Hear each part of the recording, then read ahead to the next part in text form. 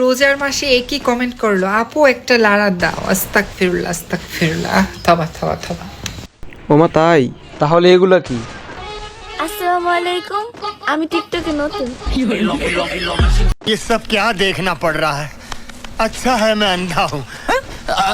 মনে রাখবেন, রাস্তা যত কঠিন, গন্তব্য ততই সুন্দর।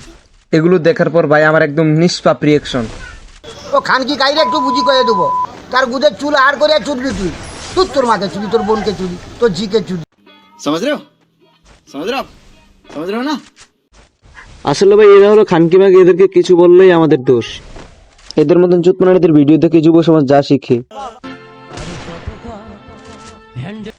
তো ভাই বাদ দেন এগুলা, এবার আসি নতুন এক চুতমানির কাছে। ভাইয়ারা, বোনেরা, তো আপুটা আমাদেরকে কিছু বলতে চায়, তাহলে শোনা যাক কি বলে।